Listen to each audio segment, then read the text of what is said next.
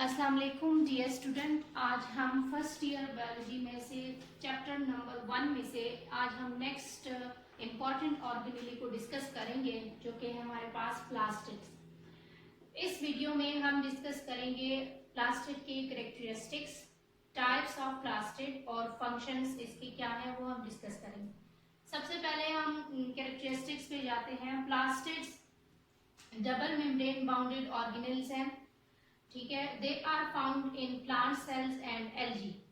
They are not found in animal, fungi and bacterial cells, ठीक है। Plastid double membrane bounded organelle है और plant और algae sales में ये पाए जाते हैं, लेकिन एनिमल, फंजाई या बैक्टीरिया में प्लास्टिड नहीं होते। The term plastid was first derived from the Greek word plastikos, which mean formed or molded. जो प्लास्टिड है उसके कई फॉर्म्स हैं, उसके कई जो है वो टाइप्स है, ये हम डिस्कस करेंगे आगे जाके। तो इस वजह से प्लास्टिकास वर्ड, ग्रीक वर्ड से ये जो आपके पास टर्म है प्लास्टिड, ये डिराइव किया गया है। This term was first coined by the Schimper in 1885। एक साइंटिस्ट थे जिन्होंने पहली दफा ये टर्म यूज किया था 1885 में। अब कुछ और कैरेक्टरिस्टिक्स की बात करते हैं। प्लास्टिड्स ऐसी ऑर्गेनेल हैं जिनके पास अपना डीएनए और राइबोसोम होता है। इसका मतलब है कि ये भी सेल्फ रेप्लिकेटिंग ऑर्गेनेल है। Plastid may be differentiated into several forms depending on function they need to play in the cells. Cell के अंदर इनका क्या काम है उसके हिसाब से प्लास्टिड डिफरेंशिएट होते हैं डिफरेंट फॉर्म्स में। प्लास्टिड की जब हम टाइप्स पढ़ेंगे उसमें एक टाइप है उसकी क्लोरोप्लास्ट।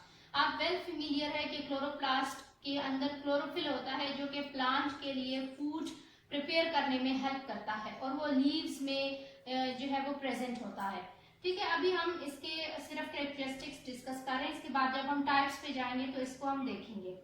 तो on the basis of function plastid के कई डिफरेंट फॉर्म्स है। सो प्लास्टिड है मेनी टाइप्स, ठीक है। तो प्लास्टिड की बहुत सारी टाइप्स हैं, ये अभी हम डिस्कस करते हैं। डियर स्टूडेंट, अब हम प्लास्टिड के टाइप्स की बात करते हैं। प्लास्टिड की डिफरेंट टाइप्स हैं on the basis of their function. सबसे पहले they are divided into different forms: proplastid, etioplast, chromoplast, chloroplast, leucoplast and others. Proplastid are the undifferentiated plastid which are derived from the meristematic tissues. Proplastid immature and young plastid होते हैं। ये meristematic tissues में divide and redivide होते रहते हैं और वहां से फिर प्लांट के बॉडी में डिफरेंट सेल्स को ये ट्रांसपोर्ट कर दिए जाते हैं। मेरिस्टेमेटिक टिश्यूज क्या है? मेरिस्टेमेटिक टिश्यूज वो टिश्यूज हैं जहां पे cell remain young and divide होते रहते हैं throughout the life of the plant. अब ये मेरिस्टेमेटिक टिश्यूज मेरिस्टेमेटिक सेल से बने होते हैं। ये मेरिस्टेमेटिक टिश्यूज कहाँ प्रेजेंट होते हैं? ये शूट एपेक्स, रूट एपेक्स पे, intercalary region of the plant and lateral side पे प्रेजेंट होते हैं। आपको एक डायग्राम मैंने साइड पे बना के दिया जिसमें आपको मेरिस्टेमेटिक टिश्यूज नजर आ रहे हैं। यहाँ पे आपको शूट एपिकल मेरिस्टेम नजर आ रहा है। ये इंटरकैलरी रीजन है मेरिस्टेमेटिक टिश्यूज इंटरकैलरी रीजन के, देन लिटरल मेरिस्टेमेटिक टिश्यूज। तो इसकी डिफरेंट टाइप्स हैं।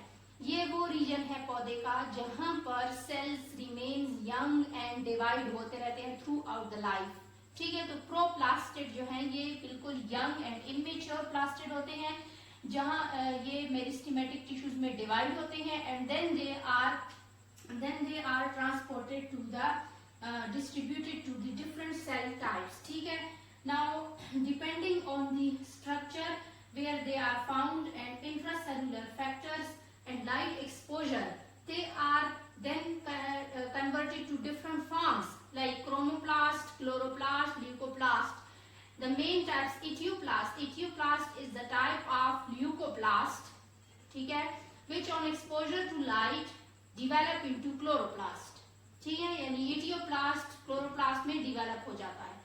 अब ल्यूकोप्लास्ट जो है उसकी फर्दर 3 मेन टाइप्स है: एमाइलोप्लास्ट, इलियोप्लास्ट, प्रोटीनोप्लास्ट। ये depending on the function.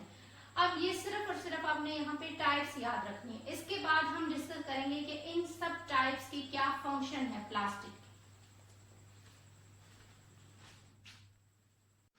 Dear student, अब हम इन प्लास्टिड्स के डिफरेंट टाइप्स ऑफ प्लास्टिड के फंक्शन को डिस्कस करते हैं। Proplastid are the immature and young and they are found in the meristematic tissues of the plant body. आपको मैंने ये चीज बता दी है कि प्रोप्लास्टिड कहाँ पे पाए जाते हैं। ये डिवाइड एंड रीडिवाइड होते हैं और डिफरेंट फॉर्म्स में इवॉल्व हो जाते हैं when they are distributed to the different parts of the plant body. Etioplast वो प्लास्टिड हैं जो कि on exposure to the light ये क्लोरोप्लास्ट में डेवलप होते हैं। Chromoplast are involve in the pigment synthesis and storage, different type of pigment synthesis का synthesize करते हैं अदर देन ग्रीन। क्लोरोप्लास्ट ऐसे हमारे पास प्लास्टिड है which are involved in the process of photosynthesis. Leucoplasts are found in the parenchyma cells of the plant body and they are involved as storage organelles.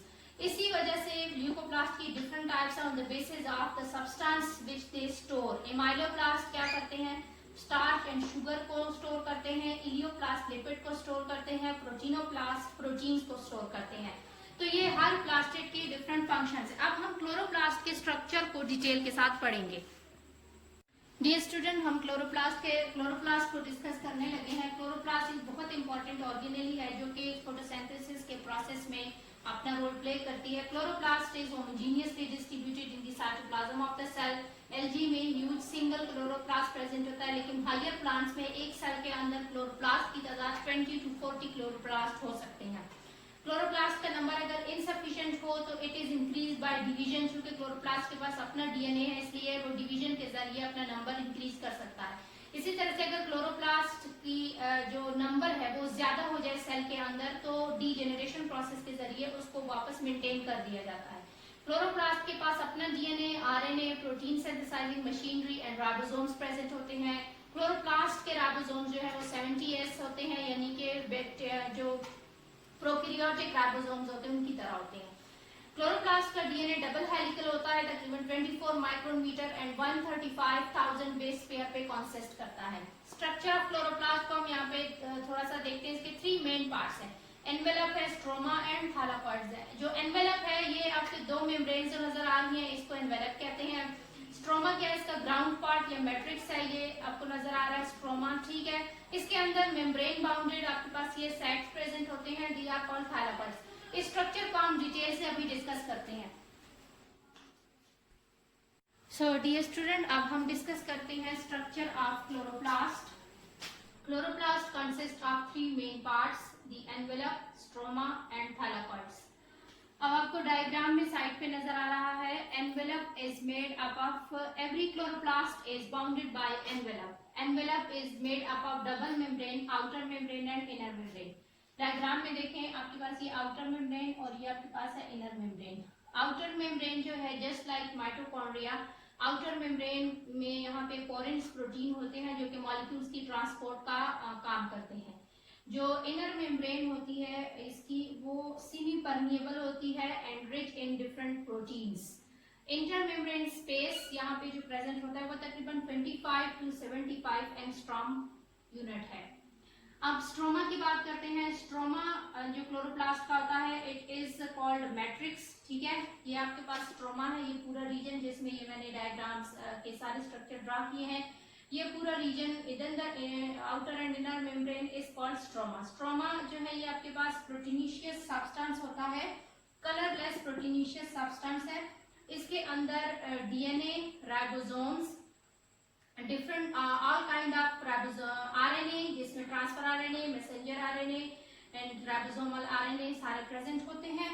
इसके साथ साथ different type of enzymes भी stroma में present होते हैं। Stroma is the region where carbon dioxide fixation take place. यानी stroma वो region है जहां कार्बन डाइऑक्साइड की फिक्सेशन होती है। यहाँ पे शुगर की सिंथेसिस भी होती है और इसके अलावा फैटी एसिड्स एंड प्रोटीन्स की सिंथेसिस भी स्ट्रोमा के अंदर होती है। इसके बाद थर्ड जो इम्पोर्टेंट पार्ट है क्लोरोप्लास्ट का वो है थाइलाकॉइड्स। थाइलाकॉइड्स क्या है? ये जो है लेमेले से बने होते हैं। Lamellae are the membranous folds. ये मेम्ब्रेनियस फोल्ड्स आपको नजर आ रहे हैं, these are called thylakoids. Thylakoids जो है ये 2 किस्म के होते हैं, smaller thylakoids and larger thylakoids. जो स्मॉलर थाइलाकॉइड्स हैं दे आर डिस्कॉइड शेप, ये आपके पास नजर आ रहे हैं, दे पाइल्ड ओवर ईच अदर, ये आपको एक दूसरे के ऊपर नजर आ रहे हैं, ठीक है। एक पाइल को कहते हैं ग्रेनम, एक पाइल को क्या कहते हैं? ग्रेनम।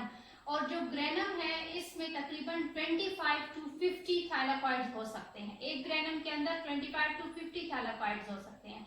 और एक क्लोरोप्लास्ट जो होता है उसके अंदर तकरीबन 40 to 60 ग्रेना हो सकते हैं। ग्रेनम सिंगुलर है और ग्रेना जो है वो प्लूरल है। तो एक क्लोरोप्लास्ट के अंदर 40 to 60 ग्रेना हो सकते हैं और एक ग्रेनम के अंदर कितने थाइलाकॉइड होते हैं? 25 to 50 थाइलाकॉइड्स होते हैं। ये वो जगह है या ये वो रीजन है, इनके जो मेम्ब्रेन्स हैं, यहाँ पे हमारे पास फोटोसिंथेटिक पिगमेंट्स यानी कि क्लोरोफिल प्रेजेंट होता है। तो ये जो रीजन है जहाँ पे आपके पास फोटोसिंथेसिस का प्रोसेस होता है। अब ये जो रेड कलर से मैंने शो किए हुए हैं ये कहलाते हैं लार्जर थाइलाकॉइड्स। लार्जर थाइलाकॉइड्स जो है ये कनेक्ट करते हैं ग्रेना को। ये एक ग्रेनम है, ये दूसरा ग्रेनम है, ये इंटरग्रेनम होते हैं। यानी कि इंटरग्रेना का मतलब ये है कि दो ग्रेना को या दो से ज्यादा ये ग्रेना आपस में कनेक्ट करने के लिए होते हैं। तो लार्जर थाइलाकॉइड्स जो है ये कनेक्शन का काम करते हैं, ग्रेनम को आपस में कनेक्ट करते हैं। ये कलरलेस होते हैं, इनमें कोई पिगमेंट प्रेजेंट नहीं होता। ठीक है, तो ये हो गया आपके पास स्ट्रक्चर ऑफ क्लोरोप्लास्ट। क्लोरोप्लास्ट का फंक्शन आपके पास ये है कि chloroplast are involve in the process of photosynthesis. Photosynthesis में दो मेन फेजेस होती हैं, light dependent phase and light independent phase. Light dependent phase में लाइट एनर्जी को, लाइट को कैप्चर किया जाता है और उसको कन्वर्ट किया जाता है एटीपी में। ये जो लाइट फेज है ये ग्रेना, जो क्लोरोप्लास्ट के अंदर ग्रेना मौजूद होते हैं वहां पे ये परफॉर्म किया जाता है, क्योंकि ग्रेना की मेम्ब्रेन्स में क्लोरोफिल होता है। ठीक है, जो लाइट इंडिपेंडेंट फेज है इसमें लाइट की जरूरत नहीं होती, इसको डार्क रिएक्शन भी कहते हैं। ये डिफरेंट एंजाइम्स की प्रेजेंस में होता है और इसके दौरान कार्बन डाइऑक्साइड रिड्यूस होकर कार्बोहाइड्रेट में कन्वर्ट होता है यहाँ पर। और ये जो फेज है ये इसके लिए जो एंजाइम्स रिक्वायर्ड होते हैं वो स्ट्रोमा रीजन में होते हैं, इसलिए ये जो आपके पास स्टेप है फोटोसिंथेसिस का ये स्ट्रोमा में होता है। तो इस तरह से क्लोरोप्लास्ट जो है ये फोटोसिंथेसिस के प्रोसेस में इन्वॉल्व है।